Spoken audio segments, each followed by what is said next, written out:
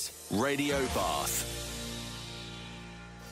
Great business conversation, talking about business exit. What are some of the common mistakes people make when they're trying to hand over their business to their successors? Well, we did talk about expecting that magic unicorn to come and take over your position, where in fact you are probably handling 5 or 6 different roles. You know, business owners, you are doing so much more than you think. You are so much smarter than you think. It is virtually impossible to just get one person to replace you, even if you have groomed them, perhaps. And so don't put yourself under unnecessary pressure. Break your roles up into several positions and groom people accordingly to fit individually those positions. The second common mistakes that I usually get when people come to me and talk about their business exit is really you jump into shareholding options a little bit too soon. You tend to say, well, if I want someone to have ownership, feel the sense of ownership in my company, they've got to have shareholding. Okay, well, that may eventually be the case, but in my experience, there's also a couple of steps that you can do before sharing your share options to them, because once somebody is in a shareholding position, it's really hard to get them out, okay?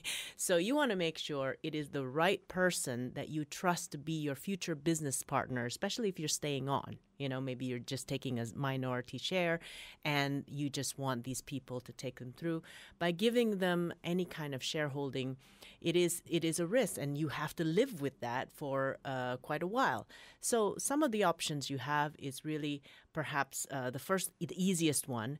I'm not sure if you even have key performance indicators based on bottom line, based on profitability for your key managers, for instance. Many people evaluate the performance of their managers based on top-line revenue or based on certain performance criteria that is not directly hitting cash flow or net profit bottom line, where if you do want them to have a real sense of belonging like a business owner, you do have to count their performance based on cash, not just net profit, really.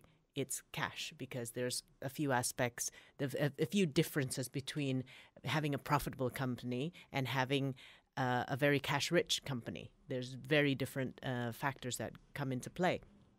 So you can actually adjust their current KPIs to reflect bottom line performance. You can start tying it to cash. You can start tying it to profit-based activities, not just daily operational activities. That's one way.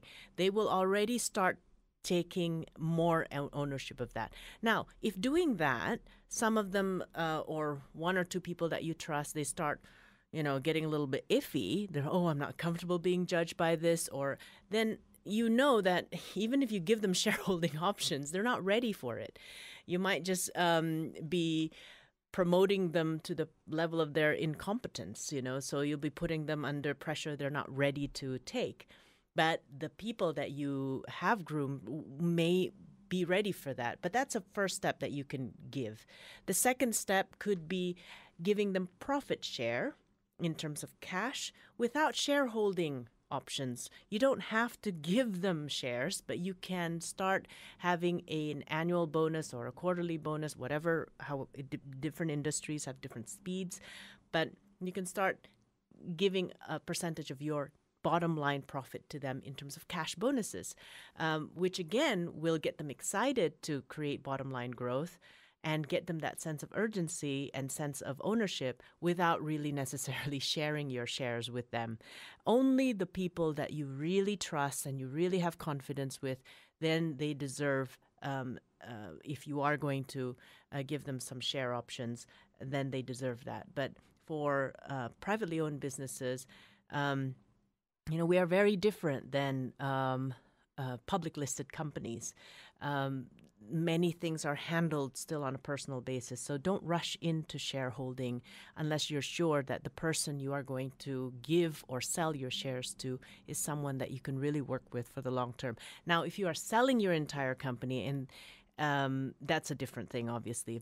If it's management buyout or somebody else is buying your entire company, and there is still an evaluation process, but obviously you can just sell it more easily because you don't have to be involved.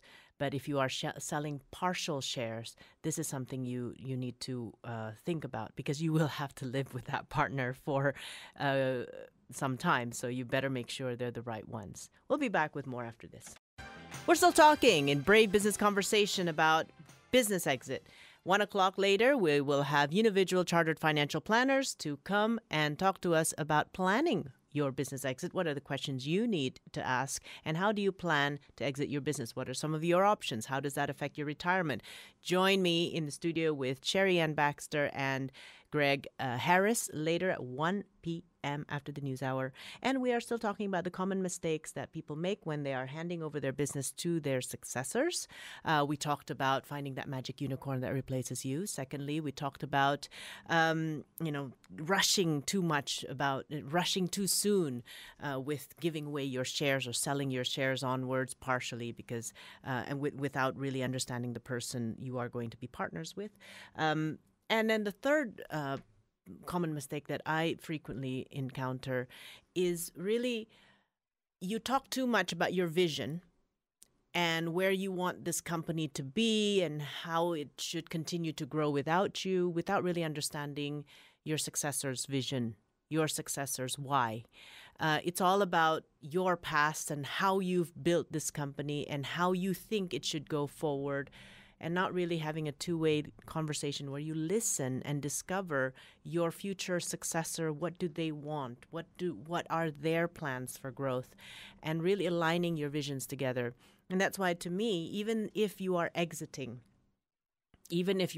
fully, or even if you're just going to keep like 10% minority shareholding, it is still worth the conversation to align yourself with your future successor to make sure, or successors if you're handing it over to more than one partner, to really make sure that you are aligned, okay? And yes, you can take your past knowledge and experience and help them with it, but at the same time also respect their vision and their why, respect their future way forward. You don't want to be that minority shareholder, past owner that just breathes down everybody's back and makes it really uncomfortable for people and make it impossible for them to perform.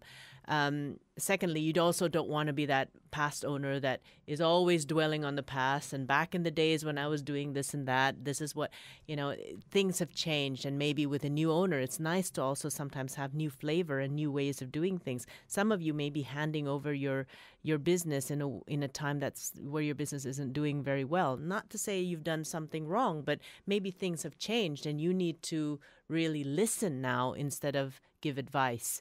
So that's also a thing. Just a quick note, though, if you are going to go into partnership, or if you are already in a partnership and you are thinking of business exit, sometimes the issue is that you don't have a clause of exit in your partnership agreements. When we start a new business, the agreements are all about how the shares are going to be divided, who owns what. But what happens when one partner wants to exit? And what happens if that partner is not the majority shareholder?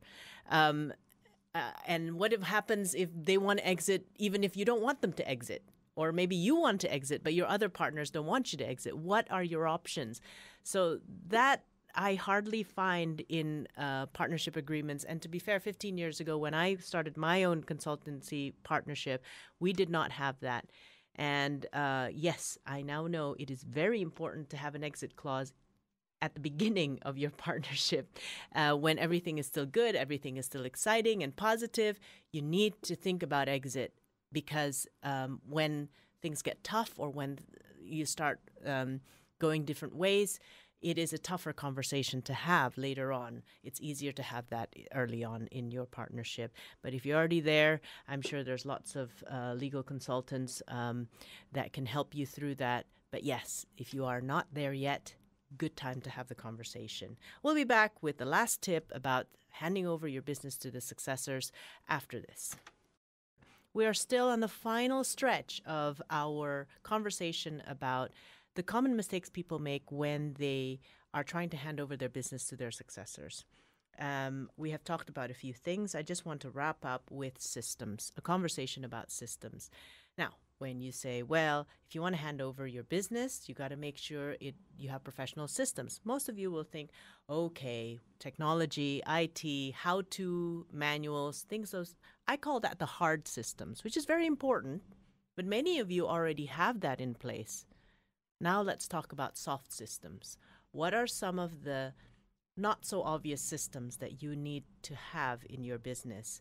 For instance, when I was trying to hand over a pest control company for my successor, who were relatively young and junior and no experience in business management, when I was trying to hand it over to them to manage, a problem arose when we talked about pricing. How to get people to understand how to price contracts, for instance. This is just an example. You may have other examples in your business. And yes, I can leave Excel sheets of calculations and all that stuff, but they still didn't get it. So I said, what is it that I do before I make a decision about pricing?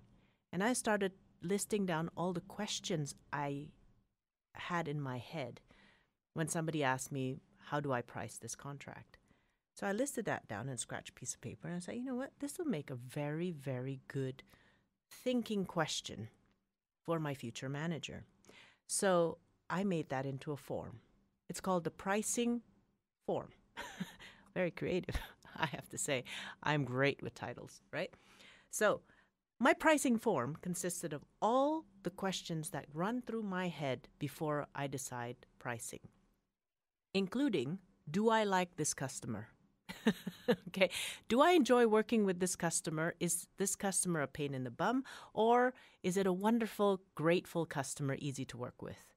And depending on the answer to that, the margins can go up or down, right?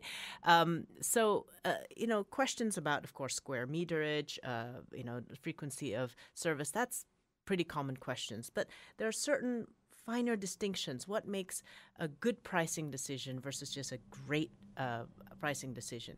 I put that into the form as well, and I left it with them. And until now, they're still apparently using it, and it helps. So that's just kind of, you take for granted all the questions that go into your head when you make certain decisions. And if you think about it, when you want to leave a responsibility for someone else to carry forward, they need to have the same questions in their head. And by putting it into a form or whatever, you are habitualizing them to ask the same questions as you. Hopefully, when you are asking the same questions with the right grooming and training, you will arrive with similar or the same answers. Okay? So that is one key thing I think you should leave behind. How to evaluate performance. We talked about pricing. Things like how to evaluate performance, how to make tough decisions. Document your experience about the industry. There might be something that you call intuition. Oh, I just know what to do. Okay, document that.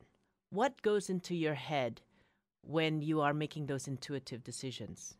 If you can break down your thinking process, it will help a lot. Introduce them to your network. Okay, and probably the last and most important part, every line in your financial statement is a result of a decision that was made or not made. Assign a responsible person for each line in your financial statement. For instance, fixed cost. Who owns that? Who owns that line? Who owns that section? Cost of goods, cost of sales. Who owns that? Who is responsible to make sure it's in line? Revenue, who owns that? Even depreciation, who owns that? Okay, it's a lot of these things. If you assign one person to own that, you'll find that they are actually going to be very, very responsible, or actually they know what you expect of them. This is Radio Bath. Radio